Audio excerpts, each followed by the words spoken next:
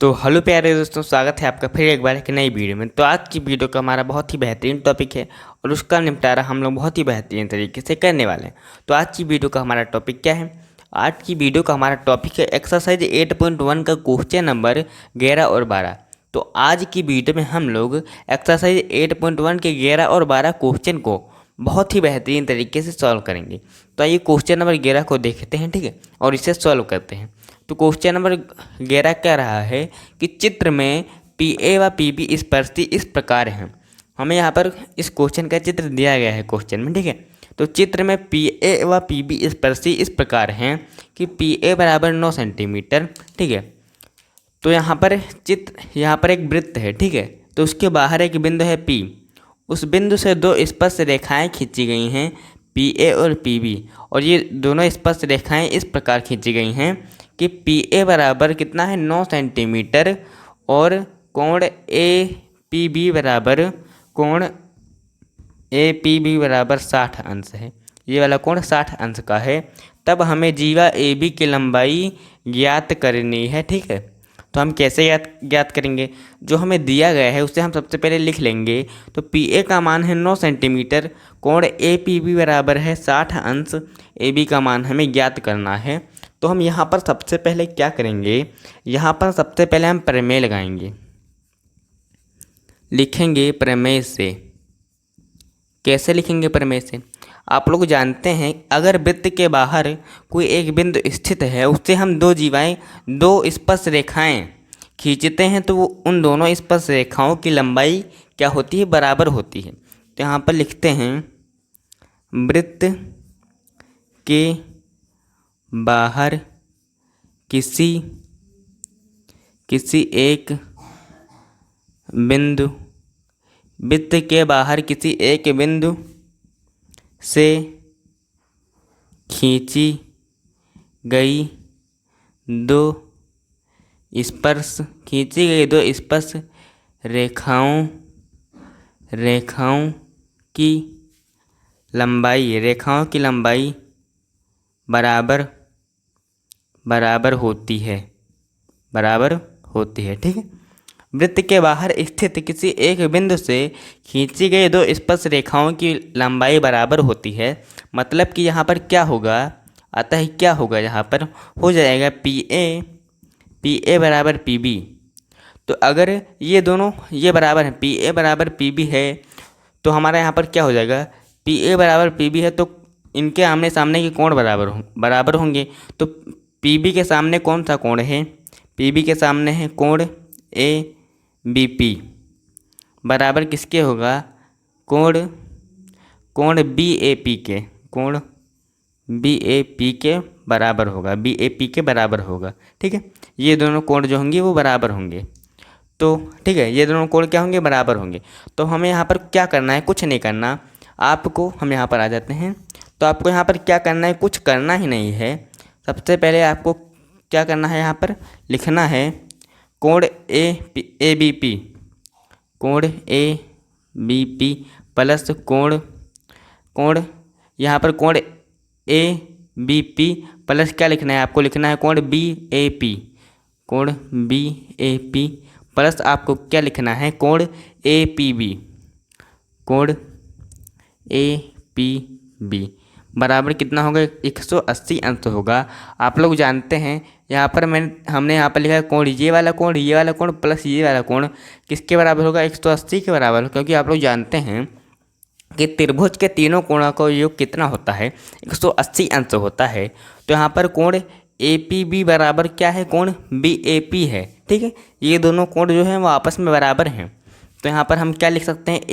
A B P की जगह यहाँ पर कोण बी ए पी लिख सकते हैं। कोण ए बी पी की जगह यहाँ पर हम क्या लिख सकते हैं? बी ए पी लिख सकते हैं। तो यहाँ पर हम लिखेंगे कोण बी ए पी प्लस कोण बी ए पी प्लस कोण ए पी बी किसके बराबर होगा?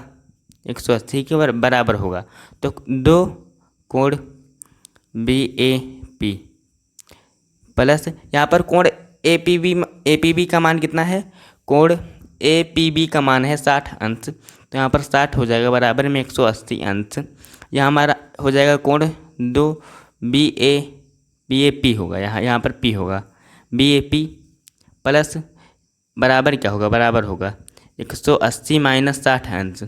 तो दो कोण बी ए पी, यहाँ पर हम 180 में से 60 को घटाएंगे तो 120 आ जाएगा। यहाँ पर 2 से भाग कर देंगे तो कोण बी ए पी बराबर क्या आ जाएगा, बी ए पी बराबर आ जाएगा 60 अंश। तो यहाँ पर आप लोग देख सकते हैं कि कोण बी ए पी बराबर 60 अंश आ गए, यानी कि ये दोनों कोण बराबर थे, यानी जितना इसका मान होगा उतना ही इसका मान होगा। तो इसका मान 60 है तो इसका मान भी 60 हो जाएगा, यानी कि इन दोनों कोणों का मान होगा 60 अंश। तो यहाँ पर ये पूरा त्रिभुज है, इसका एक कोण हमें 60 पता था, दूसरा कोण हमने निकाल लिया, वो कितना है 60 है, और यहाँ ये दोनों कोण 60 है, यानी कि ये भी 60 है, ये भी 60 है, ये भी 60 है। तो यहाँ पर हम लिख सकते हैं त्रिभुज में, त्रिभुज कौन सा त्रिभुज है, त्रिभुज का नाम लिख देते हैं, त्रिभुज ए बी पी में, त्रिभुज ए बी पी में सभी कोण समान हैं, सभी कोण समान हैं, अतः ये समबाहु त्रिभुज है, अतः ये समबाहु त्रिभुज है। ठीक है, यहाँ पर त्रिभुज के सभी कोण समान है, अतः ये कौन सा त्रिभुज है, समबाहु त्रिभुज है। अब आपको क्या करना है, कुछ नहीं करना, ये समबाहु त्रिभुज है। तो यहाँ पर क्या आप लोग जानते हैं, समबाहु त्रिभुज की सभी भुजाएं बराबर होती हैं, समबाहु त्रिभुज है, अतः आपको क्या लिखना है कि AP का मान कितना है, AP का मान 9 सेंटीमीटर है। ठीक है, तो यहाँ पर ज्ञात क्या करना है, हमें AB का मान ज्ञात करना है। AP का मान 9 है तो क्या होगा, AB का मान भी 9 सेंटीमीटर होगा। ठीक है, 9 सेंटीमीटर, यही हमारा क्या आ गया, AB का मान हमें याद करना था, यही हमारा आंसर आ गया। कितना आ गया, 9 सेंटीमीटर हमारा आंसर आ गया, जीवा AB का मान। तो क्वेश्चन नंबर जो हमारा 11 था, हमने बहुत ही बेहतरीन तरीके से सॉल्व कर लिया। अब बढ़ते हैं क्वेश्चन नंबर 12 की तरफ, जो भी बहुत ही आसान है, और मैं इसे आपको बहुत ही आसानी से समझाने वाला हूँ। तो आइए 11 नंबर क्वेश्चन को देखते हैं। तो इसमें हमें क्या पता है, पढ़ते हैं क्वेश्चन। इसमें हमें क्या रहा है कि चित्र में O वृत्त का केंद्र है, बिंदु Q से वृत्त के बिंदु P पर स्पर्शी PQ इस प्रकार खींची गई है कि PQ बराबर 4 सेंटीमीटर तथा कोण PQO बराबर 45 सेंटीमीटर। वृत्त की त्रिज्या ज्ञात करो। यहाँ पर हमें सबसे पहले एक चित्र बनाया, हमने चित्र हमें दिया गया है क्वेश्चन में। तो यहाँ पर मैंने एक वृत्त बनाया, फिर यहाँ पर क्या है, केंद्र O है, केंद्र क्या है O, और यहाँ पर एक बाहर स्थित बिंदु है Q। इससे हमने एक स्पर्श रेखा खींची है, उसकी लंबाई कितनी है, 4 सेंटीमीटर, और उस स्पर्श रेखा का नाम है PQ। और यहाँ पर कोण जो Q है वो है 45 अंश। ठीक है, ये हमें दिया गया है, PQ की लंबाई 4 सेंटीमीटर, कोण OQP कितना है, 45 अंश। ठीक है, OPQ है 45 अंश। तो हमें यहाँ पर करना क्या होगा, इस क्वेश्चन को सॉल्व करने के लिए सबसे पहले यहाँ पर आप देख लीजिए, लिखेंगे हम प्रमेय से। तो आप लोग जानते हैं कि अगर कोई वृत्त के बाहर किसी बिंदु से हम स्पर्श रेखा खींचते हैं तो उस स्पर्श रेखा पर वो उस वृत्त की त्रिज्या लंब होती है। तो यहाँ पर हम लिखते हैं प्रमेय से OP लंब किस पर होगा, OP लंब होगा PQ। ठीक है, OP लंब PQ होगा। अतः क्या होगा, अगर ये OP PQ पर लंब है तो हमारा जो कोण हो जाएगा OPQ होगा वो 90 अंश होगा। तो त्रिभुज OPQ समकोण त्रिभुज है, समकोण त्रिभुज है। ठीक है, तो यहाँ पर कोण OPQ 90 अंश हमने बता दिया। तो अगर ये वाला कोण 90 है और ये 45 है तो हमारे यहाँ पर क्या लिखेंगे, हम लिखेंगे कि ये 90 है और ये 45 है, तो यहाँ पर ये बचा ये वाला कोण ये कितना होगा, ये भी 45 हो जाएगा। ठीक है, 45 हो जाएगा। तो यहाँ पर हम कर देते हैं कोण OPQ प्लस कोण OQP प्लस कोण POQ बराबर 180। ठीक है, 180 के हमने बराबर कर दिया। यहाँ पर OPQ का मान कितना है, 90 है, तो इसका मान 90 लिख दिया, प्लस OQP का मान कितना है, 45 है, 45 लिख दिया। हमें ज्ञात क्या करना है, POQ क्यू ज्ञात करना है हमें, तो यहाँ पर ये 180 हो जाएगा बराबर में 180। तो यहाँ पर हम क्या करेंगे, लिखेंगे पी ओ क्यू, यहाँ पर ओ क्यू होगा, पी ओ क्यू बराबर किसके होगा 180 माइनस, आपको क्या करना है, कुछ नहीं करना है, यहाँ पर लिखना है 135।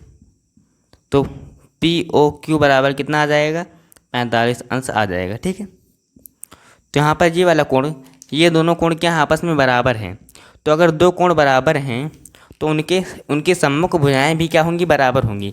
तो इस वाले कोण के सामने की भुजा क्या है, पी क्यू है, इस वाले कोण के सामने की भुजा क्या है, क्यू पी है। तो यहाँ पर हम लिख सकते हैं यदि कोण पी ओ क्यू बराबर किसके है, कोण पी ओ क्यू किसके बराबर है, कोण ओ क्यू पी के, कोण ओ क्यू पी के बराबर है।